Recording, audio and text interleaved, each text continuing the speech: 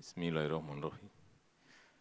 Assalamualaikum warahmatullahi wabarakatuh. Selamat sore, salam sejahtera bagi kita semuanya. Om Swastiastu, Namo Buddhaya, salam kebajikan.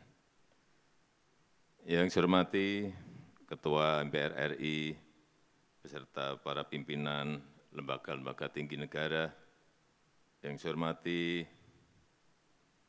para menteri dan wakil menteri, Kabinet Indonesia Maju, Panglima TNI, Kapolri, Duta Besar negara-negara sahabat, Gubernur DKI Jakarta, yang saya hormati Ketua Dewan Pers, Ibu Nini Rahayu, beserta seluruh jajaran pengurus Dewan Pers, yang saya hormati Ketua PWI Pusat, Bapak Henry C.H. Bangun, beserta seluruh jajaran pengurus, seluruh tokoh pers yang hadir, rekan-rekan wartawan, Bapak Ibu hadirin undangan yang berbahagia. Sebelum lupa, yang pertama saya ingin menjawab keluhan Pak Henry tadi mengenai gedung pers Pancasila yang ada di Kota Yogyakarta, paling lambat minggu depan sudah dicek di lapangan, Pak. Semuanya akan dibangun oleh Kementerian PU. Saya belum tahu habisnya berapa, tapi sudah saya sanggupi dan segera akan dibangun.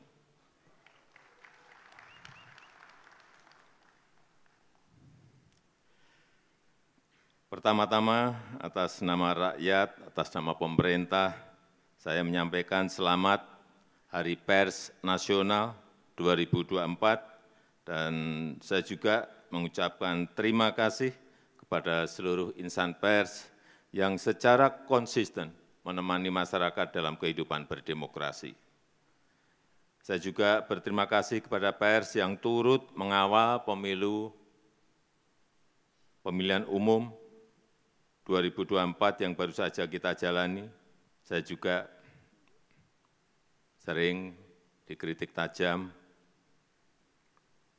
ada gambar wajah saya yang unik-unik, yang aneh-aneh di sampul media, di sampul majalah, di media sosial, dan ramai sekali, aneh-aneh, tapi tidak apa-apa, tidak ada masalah buat saya. Tapi cucu saya ada yang komplain.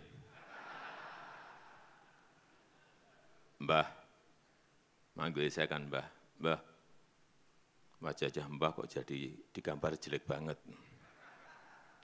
Ya, itulah. Ini bagian dari penghormatan saya atas kebebasan pers, kebebasan berekspresi, dan kebebasan berpendapat. Bapak Ibu insan pers sekalian, pemerintah menyadari berbagai tantangan yang dihadapi oleh insan pers di era digital. Oleh karena itu, pers terus berupaya oleh sebab itu, pemerintah terus berupaya untuk mendukung ekosistem pers yang adaptif dengan tetap menghormati kebebasan pers. Seperti yang sudah saya sampaikan pada peringatan Hari Pers Nasional tahun lalu, jurnalisme berkualitas dan keberlanjutan industri media konvensional menjadi perhatian penting pemerintah, dan ini yang dinanti-nanti. Setelah sekian lama, setelah melalui perdebatan panjang, akhirnya kemarin saya menandatangani peraturan Presiden tentang tanggung jawab platform digital untuk mendukung jurnalisme berkualitas, atau yang kita kenal sebagai Perpres Publisher Rights. Prosesnya memang sangat panjang, banyak perbedaan pendapat, dan saya tahu ini melelahkan bagi banyak pihak, sulit sekali menemukan titik temu. Dan sebelum menandatangani, saya juga betul-betul mendengarkan aspirasi dari rekan-rekan pers.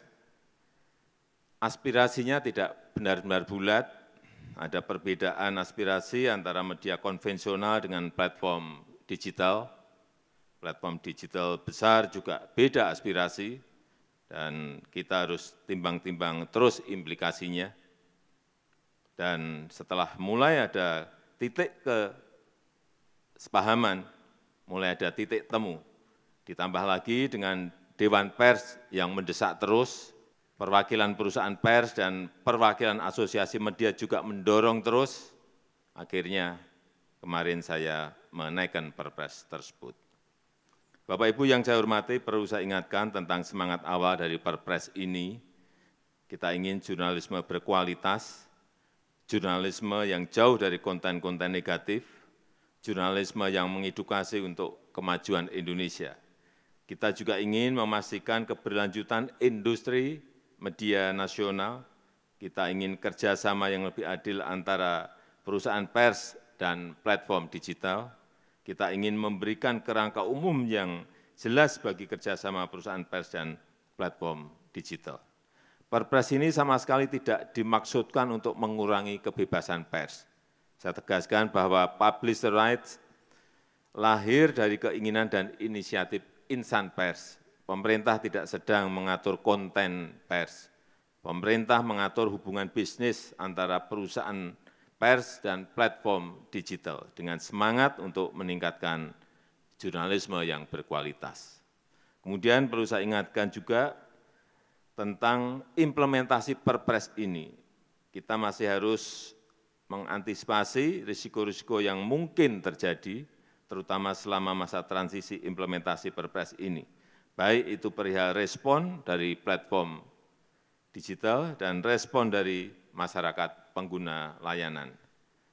Terhadap perusahaan pers yang saya tahu sedang menghadapi masa-masa sulit di era platform digital ini, pemerintah juga tidak tinggal diam, pemerintah akan terus mencari solusi dan juga kebijakan afirmatif untuk perusahaan pers di dalam negeri.